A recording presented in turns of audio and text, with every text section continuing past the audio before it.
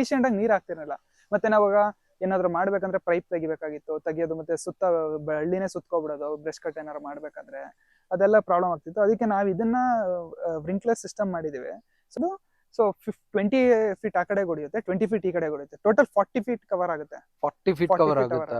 But ನಾವು 30 feet ಅಷ್ಟೇ ಮಾಡಿದೀವಿ. ಕನ್ವರ್ಟ್ 3/4 ಇಂಚ್ ಮಾಡಿದೀವಿ FD ಹಾಕಿ. ಅದಾದ್ಮೇಲೆ ಇದೇನಿಲ್ಲ ನಿಮ್ಗೇನಿಲ್ಲ, ಬರೀ ಥ್ರೆಡ್ ವೈಸ್, ಸೊ ದಟ್ ನೀವು ಇಲ್ಲಿ ಸುಮ್ಮನೆ ಟೈಟ್ ಮಾಡಿದ್ರೆ ಆಯ್ತು.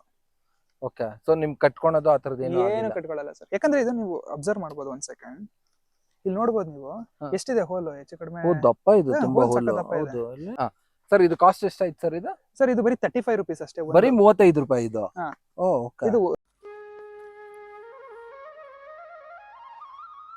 ನಮಸ್ಕಾರ ನನ್ನ ವೀಕ್ಷಕರ, ಮತ್ತೊಮ್ಮೆ ನಿಮ್ಮೆಲ್ಲರಿಗೂ ನೈಸರ್ಗಿಕ ಬದುಕು ಚಾನೆಲ್ಗೆ ಸ್ವಾಗತ ಸುಸ್ವಾಗತ. ನಾನೀಗ KR ನಗರದ ಹತ್ರ ಬಂದಿನಿ.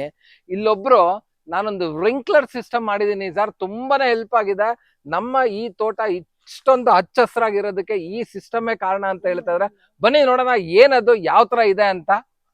ಸರ್ ನಮಸ್ತೆ, ನಿಮ್ಮ ಪರಿಚಯ ಮಾಡ್ಕೊಳ್ಳಿ. ನಮಸ್ತೆ, ನನ್ನ ಹೆಸರು ರಂಜನ್ ಅಂತ. ನಾವು ಇಲ್ಲಿ ತೋಟ ಇರೋದು ಬಂದು ಸುಗ್ನಳ್ಳಿ ಗ್ರಾಮದಲ್ಲಿ, KR ನಗರ ತಾಲೂಕು ಬರುತ್ತೆ, ಮೈಸೂರು ಡಿಸ್ಟಿಕ್. ಸೊ ಇದು ಬಂದು ನಮ್ಮ ಅಡಿಕೆ ಮತ್ತೆ ತೆಂಗಿನ ತೋಟ.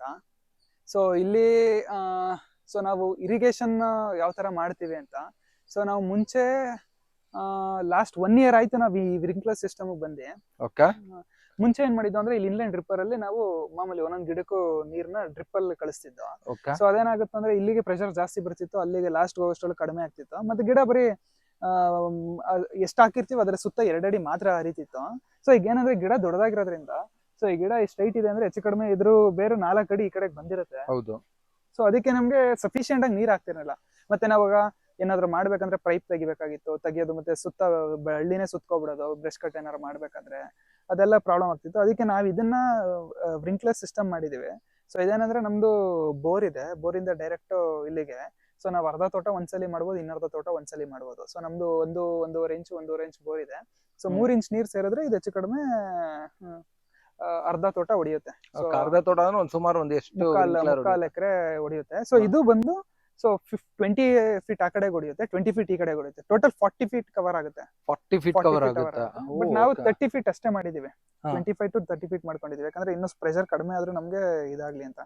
ಬಟ್ ಇದು ಸೇಮ್ ನಿಮ್ಗೆ ಹೇಗ್ ಮಳೆ ಬರುತ್ತೆ, ಸೊ ಅದೇ ತರ ಎಲ್ಲಾ ಬಾರ್ಡರ್ ಅಲ್ಲೂ ಕವರ್ ಆಗುತ್ತೆ ನೀರು. ಸೊ ಆ ರೂಟ್ ಎಲ್ಲಿರುತ್ತೆ, ಸೊ ಎಲ್ಲಾ ಕಡೆಗೂ ಸೆಗ್ರಿಗೇಟ್ ಆಗಿರೋದ್ರಿಂದ ನಾವ್ ಈಗ ಇದು ಮಾಡಿ ನಾವು ಲಾಸ್ಟ್ ಡಿಸೆಂಬರ್ ಅಲ್ಲಿ ಮಾಡಿದ್ದು.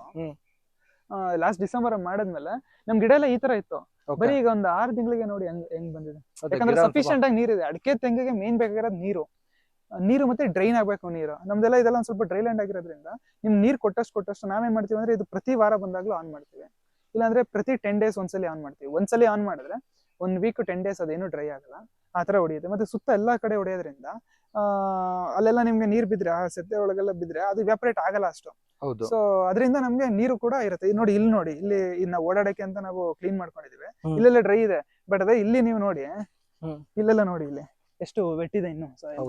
ನೋಡಿ ಎಷ್ಟು ವೆಟ್ಟಿದೆ, ಮತ್ತೆ ಎಷ್ಟು ಕಾರ್ಬನ್ ಫಾರ್ಮ್ ಆಗಿದೆ ಮಣ್ಣಲ್ಲಿ, ಎಲ್ಲ ಕಪ್ಪೆ ಆಗ್ಬಿಟ್ಟಿದೆ. ನಮ್ದು ಇದು ಮುಂಚೆ ಇದೆ ರೆಡ್ ಸಾಯಿಲ್, ಈಗ ನೋಡಿ ಎಲ್ಲ ಟರ್ನ್ ಆಗಿ ಕಪ್ಪಾಗ್ಬಿಟ್ಟಿದೆ. ಎಲ್ಲ ರೆಡ್ ಹೋಗಿ ಒಂದ್ ಸ್ವಲ್ಪ ಲೈಟ್ ಬ್ಲಾಕ್ ನಾವು ಪೈಪ್ ಲೈನ್ ಮಾಡಿಸಿದಾಗ ಅಡಿಲಿರೋ ಮಣ್ಣಿದು ಅದು ಮೇಲ್ ಬಂದಿದೆ. ಪೈಪ್ ಲೈನ್ ತೆಗೆದಾಗ ಅಡಿಲಿರೋ ಮಣ್ಣನ್ನ ಡಂಪ್ ಮಾಡಿದ್ರಲ್ಲ ಆಚೆಗೆ, ಸೊ ಅದು ರೆಡ್ ಇದೆ. ಬಟ್ ಇಲ್ಲಿ ನಮ್ದು ಹೆಚ್ಚು ಕಡಿಮೆ ಒಂದು ಅರ್ಧ ಅಡಿ ಅಷ್ಟು ಎಲ್ಲ ಬ್ಲಾಕ್ ಟರ್ನ್ ಆಗ್ಬಿಟ್ಟಿದೆ. ಮತ್ತೆ ಇದೇನ್ ಸರ್ ಇದು ಆಕ್ಚುಲಿ ಕಪ್ ಪೈಪ್ ಇದು? ಸರ್ ಇದೇನಂದ್ರೆ, ನಾವು ಬ್ರಷ್ ಕಟ್ರ್ ಕಟ್ ಮಾಡ್ತಾ ಇರ್ತೀವಲ್ಲ, ಸೊ ಇಲ್ಲಿ ಬಂದು ನಮ್ದು ಇದು PVC ಪೈಪ್ ಇದೆ.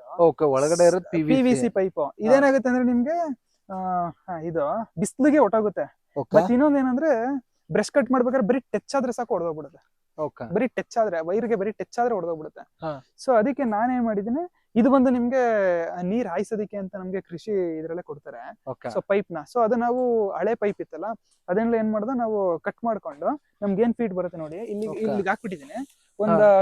ಒಂದ್ 3 ಇಂಚ್ ಅಷ್ಟು ಒಳಗಡೆಗೆ, ಭೂಮಿ ಒಳಗಡೆಗೆ ಅಮಕ್ಬಿಟ್ಟಿದೀನಿ ಇದನ್ನ. ಸೊ ದಟ್ ನಿಮ್ಗೆ ಬ್ರಷ್ ಕಟ್ರಲ್ಲಿ ಟಚ್ ಆದ್ರೆ ಇದು ಹೊಡೆದೋಗಲ್ಲ. ಇದು HDP ಆಗಿರೋದು. ಹೌದು, ಇದು ಒಳಗಡೆ PVC ಆಗಿರೋದ್ರಿಂದ ಅದು ಬರೀ ಟಚ್ ಆದ್ರೆ ಸಾಕು ಹೊಡೆದೋಗ್ಬಿಡುತ್ತೆ. ಮತ್ತೆ ಬಿಸಿಲಿಗೆ ಏನಾಗಲ್ಲ. ಇದು ಹೆಚ್ಚು ಕಡಿಮೆ ಈ ಲೈಫ್ 10 ವರ್ಷ 15 ವರ್ಷ ಏನು ಪ್ರಾಬ್ಲಮ್ ಆಗಲ್ಲ ಅನ್ಕೊಂಡಿದ್ದೀನಿ. ಮತ್ತೆ ಈ ಸಿಸ್ಟಮ್ ನಾನೇನಕ್ಕೆ ತಗೊಂಡೆ ಅಂದ್ರೆ, ನಾನು ನಮ್ಮ ಮಾವ ಇದಾರೆ, ಅವ್ರ ತೋಟದಲ್ಲೂ ಇದೆ. ಬಟ್ ಅವ್ರದ್ದು ಜೆಟ್ ಇರಿಗೇಷನ್ ಇದೆ, ಸೇಮ್ ಇಲ್ಲಿ ಜೆಟ್ ಮಾಡಿದಾರೆ. ಬಟ್ ಜೆಟ್ ಅಂದ್ರೆ ನಿಮ್ಗೆ ಅದು ಸ್ವಲ್ಪ ಎರೋಷನ್ ಆಗುತ್ತೆ ಸಾಯಿಲ್ ಅಂತ ನನ್ಗೆ ಅನಿಸ್ತು. ಬಿದ್ದಾಗ ಮಣ್ಣು ಒಂದ್ ಸ್ವಲ್ಪ ಅದು ಪ್ರೆಷರ್ ಅಲ್ಲೇ ಬೀಳುತ್ತೆ. ಓಕೆ, ಒಂದೊಂದ್ ಕಡೆ ತಪ ತಪ ಅಂತ ಒಂದ್ ಕಡೆ. ಇದು ಆತರ ಅಲ್ಲ, ಇದು ಒಳ್ಳೆ ಮಳೆ ತರನೇ ಬರುತ್ತೆ. ಮತ್ತೆ ಅದೇನಂದ್ರೆ ಒಂದ್ ರೊಟೇಟ್ ಆಗ್ಬೇಕು, ಒಂದ್ಸತಿ ನೀರ್ ಬರಕ್ ಒಂದ್ ರೊಟೇಟ್ ಆಗ್ಬೇಕು. ಇದು ಆತರ ಅಲ್ಲ, ಮಳೆ ತರನೇ ಕ್ಲೀನ್ ಆಗಿ ಡಿಸ್ಟ್ರಿಬ್ಯೂಟ್ ಆಗಿ ಕ್ಲೀನ್ ಆಗಿ. ನೀವೇನ್ ಹೇಳ್ತೀರಾ, ಸ್ಪ್ರಿಂಕ್ಲರ್ ಏನಾಗುತ್ತೆ ಅಂದ್ರೆ ಒಂದೊಂದ್ ಕಡೆಯಿಂದ ಹಿಂಗೆ ಬಿದ್ಕೊಂಡ್ ಬರುತ್ತೆ ರೌಂಡ್. ಇದು ಎಲ್ಲಾ ಕಡೆಗೂ ಎಲ್ಲಾ ಹೋಗುತ್ತೆ. ಕಡೆಗೂ ಮಳೆ ಯಾಕಂದ್ರೆ ಇದ್ರಲ್ಲಿ ಇಷ್ಟೊಂದು ಔಟ್ಪುಟ್ಸ್ ಇದೆ. ಔಟ್ಪುಟ್ಸ್ ಇದೆ. ಇದು ತಿರುಗುತ್ತೆ, ಇದು ಮಳೆ, ಇದು ನೀರ್ ಆನ್ ಆದ ತಕ್ಷಣ ಪ್ರೆಷರ್ ಹಿಂಗ್ ತಿರುಗುತ್ತೆ. ಇದು ತಿರುಗಿದಾಗ ಅದ್ ನಿಮ್ಗೆ ಸೇಮ್ ಮಳೆ ಯಾವ ತರ ಫೀಲ್ ಕೊಡುತ್ತೆ ಅದೇ ತರ ಕೊಡುತ್ತೆ. ಮತ್ತೆ ನಿಮ್ಗೆ ಈ ತರ ಎಲ್ಲ ನೀರ್ ಹೊಡೆದಿ ನೀವು ಇದಾದ್ರೆ ಟೆಂಪರೇಚರ್ ಅಷ್ಟೇ ನಿಮ್ಗೆ ಆ ಕಡೆ ನಮ್ಮ ಹಣ್ಣಿನ ತೋಟದ ಈ ಟೆಂಪರೇಚರ್ಗೂ ಸಖತ್ ಇಲ್ಲೇ ವಾಲಟೈಲ್ ಆಗುತ್ತೆ ನಿಮ್ಗೆ. ಅಷ್ಟು ತಂಪಿರುತ್ತೆ ಭೂಮಿ. ಸೂಪರ್. ಸರ್ ಇದು ಕಾಸ್ಟ್ ಎಷ್ಟಾಯ್ತು ಸರ್ ಇದು? ಸರ್ ಇದು ಬರೀ 35 ರೂಪೀಸ್ ಅಷ್ಟೇ. ಬರೀ 35 ರೂಪಾಯಿ ಇದು? ಇದು 35 ರೂಪೀಸ್. ಸೊ ಇದೆಲ್ಲ ನಾವು ಮಾಮೂಲಿ ಇದನ್ನ ನಾವೇ ತಗೊಂಡು ನಾವೇ ಮಾಡ್ಕೊಂಡಿರೋದು. ಮತ್ತೆ ಇದು ಇನ್ನೊಂದೇನಂದ್ರೆ ಈ ಸಿಸ್ಟಮ್ ಅಷ್ಟೇ ನಾವೇ ಮಾಡ್ಕೊಂಡಿರೋದು. ನಾನು, ನಮ್ಮ ತಂದೆ ಮತ್ತೆ ನಮ್ಮ ಮಾವ ಇದಾರೆ, ಅವ್ರು ಸ್ವಲ್ಪ ಎಕ್ಸ್ಪರ್ಟ್ ಇದಾರೆ ಈ ತರದ್ರಲ್ಲೆಲ್ಲ. ನಾವೇ ಬಂದು ನಾವೇ ರೆಡಿ ಮಾಡಿರೋಂತ ಇರಿಗೇಷನ್. ಹೆಲ್ಪ್ ಇಲ್ದಿರಾ ಯಾರು? ಮತ್ತೆ ನಾವು ಇದನ್ನ ಮಾಡಕ್ಕಿಂತ ಮುಂಚೆ ಸಖತ್ ಪ್ಲಾನ್ ಮಾಡ್ತಿದ್ದೋ ಮುಂಚೆಯಿಂದನು. ನಾನು ಸುಮಾರು ನೋಡಿದ್ದೆ, ಆ ಗಿಡದ ಬೊಡ್ಡೆಲೆ ಒಂದು ಚಿಕ್ಕದು 1/4 ಇಂಚ್ ಪೈಪ್ ಡ್ರಿಪ್ ನೀರ್ ಬಿಡೋದು, ಅದೆಲ್ಲ ನೋಡಿದೆ. ಬಟ್ ಎಲ್ಲದಕ್ಕಿಂತ ಇದು ಬೆಟರ್ ಅನ್ನಿಸ್ತು. ಮತ್ತೀಗ ನೋಡಿ, ಇಲ್ಲಿಂದ ಇಲ್ಲಿಗೆ ನಾನು ಹೆಚ್ಚು ಕಡಿಮೆ 30 ಫೀಟ್ ಅಷ್ಟೇ ಬಿಟ್ಟಿರೋದು. ಸೊ ಯಾಕಂದ್ರೆ ನಮ್ಗೆ ನೀರು ಪ್ರೆಷರ್ ಕಡಿಮೆ ಆದ್ರೂ ಇದೊಂದು 15 ಫೀಟ್ಗೆ ಹೊಡಿಲಿ ಸಾಕು, ಅದೊಂದು 15 ಫೀಟ್ ಕವರ್ ಆಗುತ್ತೆ ಅನ್ನೋ ಕಾನ್ಸೆಪ್ಟ್ ಅಲ್ಲಿ ಮಾಡಿದ್ವಿ. ಬಟ್ ಈಗ ನಾವು ನೀರ್ ಆನ್ ಮಾಡಿದ್ರೆ ಈ ಪೈಪ್ ಇಂದ ಹೆಚ್ಚು ಕಡಿಮೆ ಅದ್ರ ಹತ್ರಕ್ಕೆ ಹೋಗುತ್ತೆ, ಬುಡಕ್ಕೆ ಹೋಗುತ್ತೆ. ಬಟ್ ನಾವು ನೀರ್ ಕಡಿಮೆ ಆಗೋ ಚಾನ್ಸಸ್ ಅಲ್ಲಿ, ಯಾಕಂದ್ರೆ ಈ ಸಮ್ಮರ್ ಎಲ್ಲ ನೀವೇ ನೋಡಿದ್ರಲ್ಲ, ಈ ಸತಿ ಅಂತೂ ಮಳೆನೇ ಇಲ್ಲ.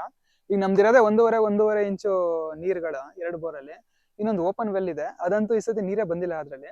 ಸೊ ಇದೇನಾದ್ರು 1 ಇಂಚ್ ಆದ್ರೂ ನಮ್ಗೆ ಹೆಚ್ಚು ಕಡಿಮೆ ಒಂದ್ 4 ಲೈನ್ ಹೊಡಿಯಂಗಾದ್ರೆ, ಒಂದ್ 10 ಜೆಟ್ ಹೊಡಿಯೋದಾದ್ರೆ, ನಾವು ಒಂದ್ ದಿನ ಬಂದ್ರೆ, ಒಂದು 2 ದಿನ ಬಂದ್ರೆ ಒಂದ್ ತೋಟ ಆಯಿಸ್ಕೋಬಹುದು. ನೀವೀಗ ಈ ಪದ್ಧತಿಯಲ್ಲಿ ನೀರ್ ಕೊಟ್ರೆ, ಒಂದ್ಸತಿ ನೀರ್ ಕೊಟ್ಮೇಲೆ ಮತ್ತೆ ನೆಕ್ಸ್ಟ್ ಟೈಮ್ ಕೊಡೋದಕ್ಕೆ ಎಷ್ಟು ಗ್ಯಾಪ್ ಇರುತ್ತೆ? ನಾವೊಂದು 10 ಡೇಸ್ ಒಂದ್ಸಲ ಈ ಅಡಿಕೆ ತೋಟಕ್ಕೆ ನೀರ್ ಕೊಡ್ತೀರಾ? ಸೊ ಈ ಪದ್ಧತಿಯಲ್ಲಿ ಕೊಡೋದ್ರಿಂದ 10 ದಿವಸಕ್ಕೆ ಒಂದ್ಸಲ. ಫಸ್ಟ್ ನೀವು ಡ್ರಿಪ್ ಹಾಕೊಂಡಿದ್ರೆ ಆಗ ಎಷ್ಟು ದಿನ ಕೊಡ್ತೀರಾ? ಎನಿ ಟೈಮ್ ಬೋರ್ ಆನೆ ಮಾಡ್ಬಿಡ್ತಿದ್ದೆ, ಎನಿ ಟೈಮ್ ಓಡ್ತಾನೆ ಇರೋದು.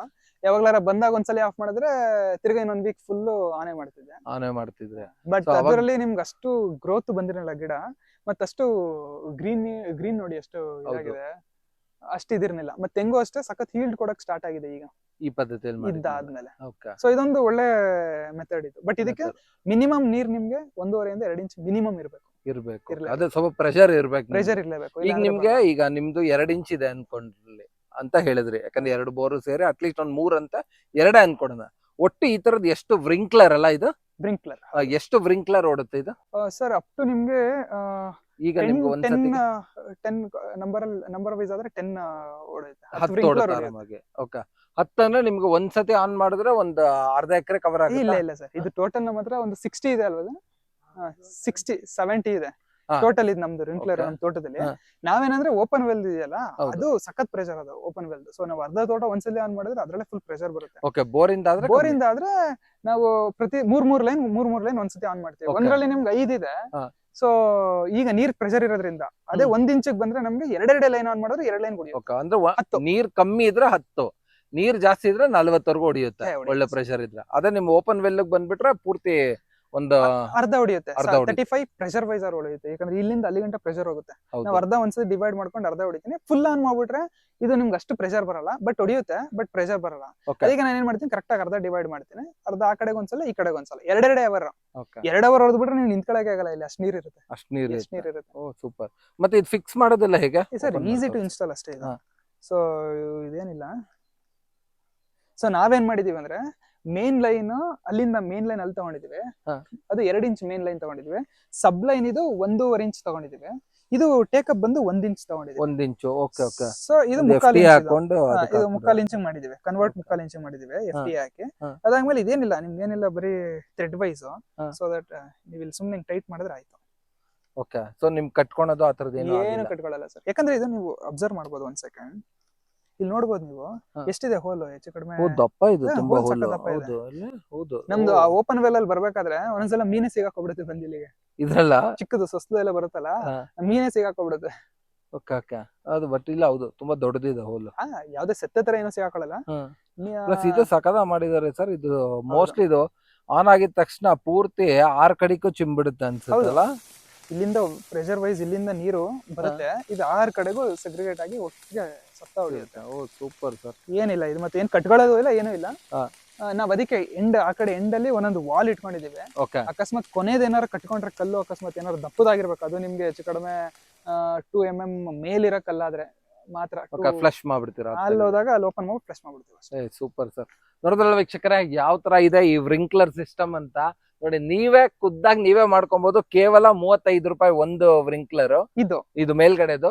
ಸೊ ಕೆಳಗಡೆದು ನೀವು ಇವ್ರು ಆಕ್ಚುಲಿ PVC ಮಾಡ್ಕೊಂಡಿದ್ರೆ ನನ್ನ ಪ್ರಕಾರ ನೀವು ಈ ತರ ಇನ್ನೊಂದು ಹಾಕೋಣದಕ್ಕಿಂತ ನೀವು ಪೂರ್ತಿ HDPE ಮಾಡ್ಕೊಂಡ್ಬಿಟ್ರೆ ನಿಮ್ಗೆ ಇನ್ನೂ ಒಳ್ಳೆ ಲೈಫ್ ಬಂದ್ಬಿಡುತ್ತೆ. ಇದಲ್ಲ ಇದು ಇದೇನೆ ನೀವು HDPE ತಗೊಂಡ್ಬಿಟ್ರೆ ಓಕೆ, ಸೊ ಆಗ ನಿಮ್ಗೆ ಇನ್ನೂ ಒಳ್ಳೆ ಲೈಫ್ ಬಂದ್ಬಿಡುತ್ತೆ. ಇದು ಒಂದು 10-15 ವರ್ಷ ಬರುತ್ತಲ್ಲ, HDPE ಹಾಕಿದ್ರೆ ಒಂದು 20-25 ವರ್ಷ ಬರುತ್ತೆ. ಪರ್ ಎಕರ್ ಈಗ 1.5 ಎಕರ್ಗೆ ನಿಯರ್ಲಿ 70,000 ಖರ್ಚಾಗಿದೆ. 1.5 ಎಕರ್ಗೆ 70,000 1.5 ಎಕರ್ ಫುಲ್ ಪೂರ್ತಿ. ಓ ಸೂಪರ್. ನೋಡಿ ಬರೀ 1.5 ಎಕರೆಗೆ 75,000 ಖರ್ಚಿನಲ್ಲಿ ಈ ತರ ಒಂದು ವ್ರಿಂಕ್ಲರ್ ಮಾಡ್ಕೊಬಹುದು. ಸೊ ನಿಮ್ಮಲ್ಲೂ ಒಳ್ಳೆ ನೀರಿದ್ದು ಮಿನಿಮಮ್ 2 ಇಂಚ್ ನೀರಿದ್ರೆ ಮಾತ್ರ ಈ ತರದ್ದು ಒಂದ್ ಮಾಡ್ಕೊಳ್ಳಿ, ಇಲ್ಲ ಅಂದ್ರೆ ಏನು ಮಾಡಕ್ಕಲ್ಲ. ಸೊ ನನ್ನಂತ ದುರಾದೃಷ್ಟ, ನಮ್ದು ಡ್ರಿಪ್ ಮೇಲೆ ಓಡ್ಬೇಕು ನಾವು. ಸೊ ಯಾರಿಗಾದ್ರೂ ಈ ತರ 2 ಇಂಚ್ ಇದ್ರೆ ಇದೊಂದು ಒಳ್ಳೆ ಸಿಸ್ಟಮ್. ಈಸಿಯಾಗಿ ನೋಡಿ ನೀವೇ ಮಾಡ್ಕೊಬಹುದು, ಯಾರ್ದು ಇನ್ನೊಬ್ರನ್ನ ಕರ್ಸಿ ಮಾಡ್ಕೊಳೋ ಅಂತದ್ ಏನಿಲ್ಲ. ತುಂಬಾನೇ ಈಸಿ ಸಿಸ್ಟಮ್. ಜಸ್ಟ್ ಒಂದು ಥ್ರೆಡ್ಡಿಂಗ್ ಹಾಕೊಂಡು ಕೆಳಗಡೆ ಒಂದು ಮೈನ್ ಪೈಪ್ ಲೈನ್ ಮಾಡ್ಕೊಂಡು ಮೇಲ್ಗಡೆ ಈ ತರ ಒಂದು ಸ್ಟೇಕಪ್ ತಗೊಂಡ್ ಮಾಡ್ಕೋಬಹುದು. ಸೊ ನಿಮ್ಗೆ ಇದು ಇಷ್ಟ ಆಯ್ತು ಅಂದ್ರೆ ನೋಡಿ ಈ ತರ ಒಂದು ಟ್ರೈ ಮಾಡಿ. ಸೊ ಇಷ್ಟ ಹೇಳ್ತಾ ಈ ವಿಡಿಯೋ ಮುಗಿಸ್ತಾನೆ. ಮತ್ತೊಮ್ಮೆ ನಿಮ್ಮೆಲ್ಲರಿಗೂ ನೈಸರ್ಗಿಕ ಬದುಕು ಚಾನಲ್ ಇಂದ ಹೃದಯಪೂರ್ವಕ ವಂದನೆಗಳು, ಧನ್ಯವಾದಗಳು, ಶುಭ ದಿನ.